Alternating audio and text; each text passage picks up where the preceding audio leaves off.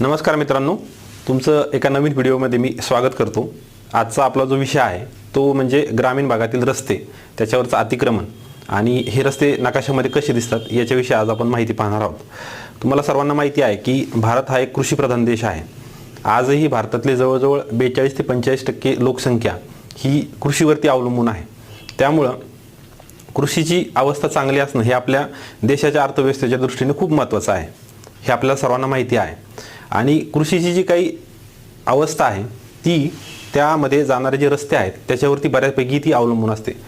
कारण चांगली शेती जर तुम्हाला करायची असेल तर त्या शेतीमध्ये बऱ्याचशा गोष्टी तुम्हाला कराव्या लागतात। मग त्याच्यामध्ये खतं असतील, बी बियाणे असतील, वेगवेगळे अवजार असतील, ही तुम्हाला शेतामध्ये न्यावी लागतात। दुसरं, शेतीमधलं जे उत्पन्न आहे ते तुम्हाला शेतातून बाहेर काढून बाजारपेठेपर्यंत न्यावं लागतं। ह्या सगळ्यांसाठी जर कुठली गोष्ट महत्त्वाची आवश्यक असेल ती म्हणजे शेतीमध्ये जाणारे रस्ते। आणि हे रस्ते कसे आहेत, आपल्या शेतामध्ये कोणत्या प्रकारचा रस्ता जातो, हे रस्त्याचे प्रकार कोणते, त्याच्यावर जर कोणी अतिक्रमण केलं तर कोणत्या विभागाकडे आपण दाद मागितली पाहिजे, याच्या बाबतीत बऱ्याच वेळेला आपल्याला अनभिज्ञता असल्याचं दिसून येतं। तर हे सगळं आपण आज ह्या व्हिडिओमध्ये पाहणार आहोत। हा व्हिडिओ जो आहे तो तुम्ही शेवटपर्यंत बघा, जेणेकरून तुम्हाला साधारण 3 गोष्टींची माहिती मिळेल की शेतामध्ये जाणारे जे रस्ते आहेत ते कोणत्या प्रकारचे आहेत, त्याचं स्वरूप कोणतं आहे, त्याची लांबी रुंदी किती असते हे तुम्हाला समजेल। दुसरं, हे जे रस्ते आहेत याच्यावर जर कोणी अतिक्रमण केलं तर कोणत्या विभागाकडे तुम्ही दाद मागितली पाहिजे। आणि तिसरं, हे जे रस्ते आहेत हे गावच्या नकाशावरती कशा पद्धतीनं दिसतात। तर आपण सुरू करूया आजचा व्हिडिओ। शेतामध्ये जाणारे जे रस्ते आहेत किंवा ग्रामीण भागातले जे रस्ते आहेत त्याच्यासाठी शासनानं 4 नोव्हेंबर 1987 रोजी एक शासन निर्णय काढलेला आहे। त्याची लिंक जी आहे ती मी खाली डिस्क्रिप्शन बॉक्समध्ये दिलेली आहे, ती तुम्ही वाचा।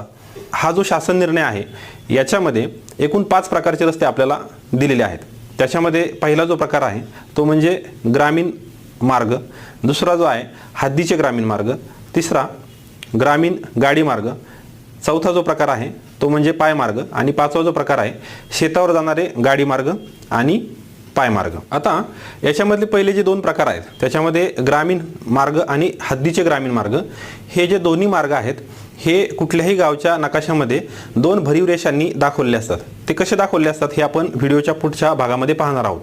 आणि ह्या रस्त्यांमध्ये गेलेली जी जमीन आहे ती इतर कुठल्याही गटामध्ये किंवा लगतच्या भूमापन क्रमांकामध्ये तिचा समावेश केलेला नसतो। ही जी जमीन आहे ही पूर्णपणे वेगळी असते। दुसरं, ह्या रस्त्यांची जी मालकी आहे ती महाराष्ट्र जमीन महसूल संहिता 1966 च्या कलम 20 प्रमाणे याची मालकी महाराष्ट्र शासनाची आहे। हे शासनाचे रस्ते असतात आणि ह्या रस्त्यांच्या ज्या हद्दी आहेत किंवा त्या खुणा दर्शवलेल्या आहेत यांची देखभाल आणि रक्षण करण्याची जबाबदारी त्या गटांच्या शेजारचे जे शेतकरी आहेत त्यांच्यावरती असते। त्यामुळं ह्या रस्त्यावरच्या ज्या हद्दी आहेत, हद्दीच्या ज्या खुणा आहेत त्या जर एखाद्या शेतकऱ्याने नष्ट केल्या तर त्यांच्यावरती सुद्धा कारवाई करता येणं शासनाला शक्य होतं। आणि ही जी कारवाई आहे ती महाराष्ट्र जमीन महसूल संहिता 1966 त्याच्या कलम 142 आणि कलम 53 ह्या 2 कलमांमुळे ही कारवाई प्रस्तावित करता येते। याच्यानंतर तिसरा जो प्रकार येतो तो म्हणजे ग्रामीण गाडी मार्ग। आता हे जे रस्ते असतात हे गावच्या नकाशामध्ये दुबार तुटक रांगेने दाखवलेले असतात, ते आपण पुढे बघणार आहोत ते कसे दाखवलेले असतात नकाशामध्ये।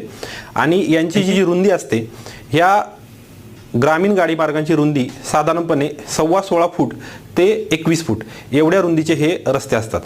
तिसरी महत्त्वाची गोष्ट म्हणजे हे जे रस्ते आहेत यांच्या अंतर्गत जे क्षेत्र समाविष्ट असतं त्याची जी नोंद आहे ती गावच्या त्या गटाच्या 7/12 केलेली असते।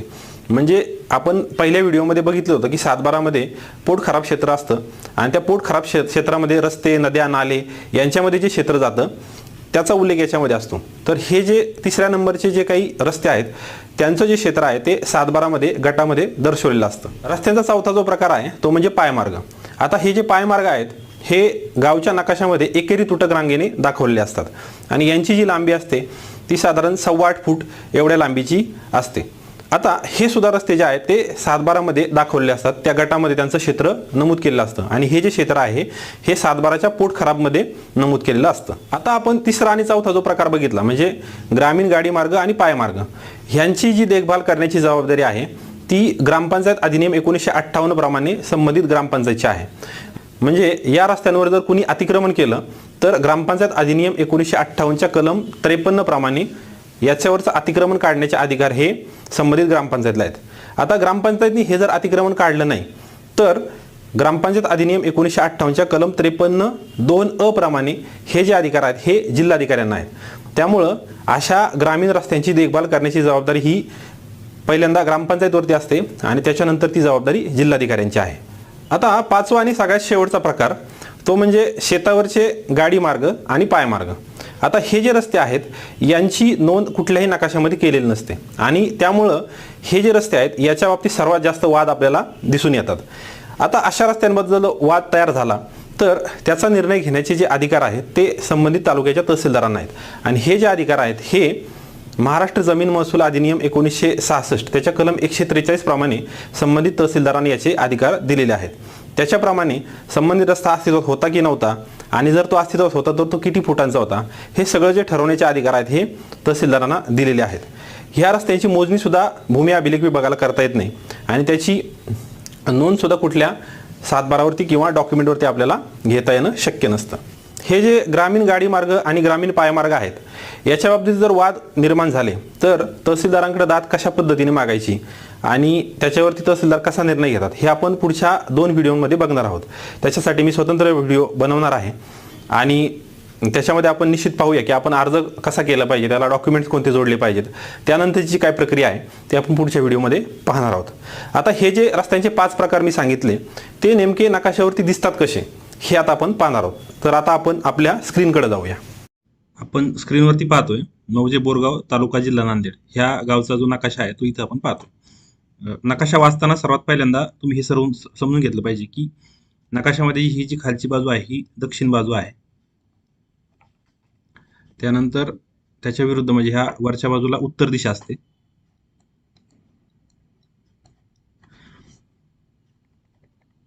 नकाशा समोर ठेवल्यानंतर आपल्या उजव्या हाताला जी बाजू येते ती पूर्व बाजू असते आणि या बाजूला पश्चिम असते. बघा हे जे बोरगाव गाव आहे याच्या उत्तर बाजूला जे गाव आहे त्याचे इथं हद्द दिलेले आहे ते जे आहे सुगाव आहे. त्यानंतर याच्या पूर्व बाजूला देखील थुगाव आहे. त्यानंतर बोरगावच्या दक्षिण बाजूला नदी आहे, नदीचं क्षेत्र आहे आणि नदीच्या आणखी दक्षिणेला कंधाळ नावाचं गावाची शिव आहे आणि इथं विष्णुपूरची शिव आहे. त्यानंतर बोरगावच्या पश्चिमेला हे पिंपळगाव तुम्हाला दिसतंय. तर अशा साधारण ह्या गावाच्या सीमा आहेत. तर आपण जो पहिला प्रकार बघितला तो म्हणजे ग्रामीण रस्ते आणि दुसरा जो प्रकार बघितला तो म्हणजे हद्दीचे ग्रामीण रस्ते. आता हे जे रस्ते आहेत हे दोन्ही पण भरीव रेषांनी दाखवले असतात. आता इथं बघा ह्या गावच्या गट नंबर 28 मध्ये हा ग्रामीण रस्ता जो आहे तो इथं प्रवेश करतोय आणि हा जो इथं गट नंबर 80 आहे इथं हा रस्ता संपतोय. इथून गट नंबर 28 पासून गट नंबर 80 पर्यंत हा जो रस्ता आहे हा भरीव रेषांनी दाखवलेला आहे. आता ह्या रस्त्याची जे काही क्षेत्र आहे याच्यामध्ये जी गेलेली जमीन आहे ही ह्या गटामध्ये समाविष्ट नसते. आपण गट नंबर 28चा 7/12 बघूया. इथं बघा इथं गट नंबर 28 आहे, बोरगाव तेलंग तालुका नांदेड जिल्हा नांदेड आणि गट नंबर 28च्या 7/12 मध्ये जर तुम्ही पाहिलं तर इथं तुम्हाला दिसतंय की जिरायत क्षेत्र जे आहे ते 2 हेक्टर 42 आरा आहे. यानंतर एकूण क्षेत्र 2 हेक्टर 42 आहे आणि पोट खराबामध्ये मात्र 0 आहे. म्हणजेच ह्या गट नंबर 28 मधून रस्ता गेलाय पण त्याचं जे क्षेत्र आहे ह्या 2 हेक्टर 42 आर व्यतिरिक्त त्या गटावरती आहे. त्याचं क्षेत्र ह्या गटामध्ये नमूद केलेलं नाही हे आपण पाहिलेलं होतं. त्यानंतर आपण गट नंबर 80चा 7/12 पाहूया. इथं पण तुम्ही बघताय हा गट नंबर 80चा 7/12 आहे. इथं क्षेत्र जे आहे ते 28 आर आहे. नकाशामध्ये जर आपण पाहिलं इथं गट नंबर 80 आहे, त्याचा 7/12 जर पाहिलं तर पोट खराब 0 आहे. म्हणजे गट नंबर 80 मधून रस्ता जातोय पण हा ग्रामीण रस्ता असल्यामुळं त्याचं क्षेत्रफळ जे आहे ते ह्या गटामध्ये नमूद केलेलं नाही. त्यानंतर आपण पुढचा जो भाग पाहिला होता तो म्हणजे ग्रामीण गाडी मार्ग. आता ग्रामीण गाडी मार्ग जे आहेत ते नकाशामध्ये दुहेरी तुटक रांगेने दाखवले असतात. तर इथं तुम्हाला दिसून येऊ शकतंय हा जो रस्ता आहे गट नंबर 36 मध्ये जो रस्ता येतोय आपल्याला दुहेरी तुटक रांगाचा रस्ता आहे. 16.5 फूट ते 21 फूट एवढी रुंदी याची असते. आपण हे पाहिलेलं आहे. ह्या गटातून ह्या सुगाववरून हा रस्ता येतोय आणि तो ह्या मुख्य रस्त्याला गट नंबर 18 मध्ये मिळतोय. तर याचं वैशिष्ट्य असं आहे की हा जो ग्रामीण गाडी मार्ग आहे त्याचं जे क्षेत्र आहे ते त्या गटाच्या पोट खराबमध्ये दाखवले असतात. आपण जर 36 गट नंबरचा 7/12 पाहिलं तर हे तुमच्या लक्षात येईल. गट नंबर 36 इथं बघा, गट नंबर 36 मध्ये त्याचं जे क्षेत्रफळ आहे ते क्षेत्र जे आहे ते 1 हेक्टर 83 आर आहे आणि पोट खराबमध्ये 10 गुंठे जे क्षेत्र आहे ते रस्त्यासाठी दाखवलेलं आहे. तर हे आपल्याला इथं स्पष्टपणे दिसून येते. त्यानंतर इथं एक आपण गट नंबर 10 बघू शकताय. त्याच्यामध्ये हे 2 रस्ते गेलेले आहेत. म्हणजे एक वाघीहून ह्या बोरगावमध्ये आलेला आहे आणि पिंपळगावमधून ह्या बोरगावचा जो मुख्य रस्ता आहे याला तो मिळालेला दिसतोय. ह्या 10 नंबरच्या गटामध्ये बऱ्याच मोठ्या प्रमाणावरती क्षेत्र हे पोट खराब क्षेत्रामध्ये असण्याची शक्यता आहे. याचं कारण की हे जे रस्ते आहेत हे लांबीला पण जास्त आहेत आणि हे ग्रामीण गाडी मार्ग आहेत. तर आपण गट नंबर 10चा 7-12 बघूया. म्हणजे त्याच्यामध्ये पोट खराबमध्ये हे क्षेत्र नोंदवलेलं आपल्याला दिसेल. हे बघा, इथं गट नंबर 10 आहे आणि त्याचं जे क्षेत्र आहे ते 7 हेक्टर 2 गुंठे आहे आणि पोट खराबमध्ये 40 गुंठे क्षेत्र आपल्याला गेल्याचं दिसून येतं. त्यानंतर पुढचा जो प्रकार बघितला होता तो म्हणजे पायमार्ग. आता हे जे पायमार्ग असतात हे साधारण 8.25 फूट रुंदीचे आपल्याला दिसून येतात आणि हे जे आहेत हे नकाशामध्ये एकेरी तुटक रांगांनी दाखवलेले असतात. तर बघा, इथून नांदेडच्या बाजूने एक रस्ता आलेला आहे आणि हा गट नंबर 45, 78 त्यानंतर 77 ह्या गटांमध्ये येऊन तो साधारणपणे असा इथं गावठाणच्या एरियामध्ये आलेला आपल्याला दिसतो. म्हणजे हा ग्रामीण पायमार्ग आहे. तर आता आपण बघूया की याचं सुद्धा वैशिष्ट्य असं आहे की ह्या रस्त्यामध्ये जे क्षेत्रफळ अंतर्भूत असतं त्याचा उल्लेख त्या गटाच्या पोटखरामध्ये केलेला असतो. तर आपण 45 गट नंबरचा 7-12 बघूया. इथं 45 गट नंबर दिसतोय तुम्हाला.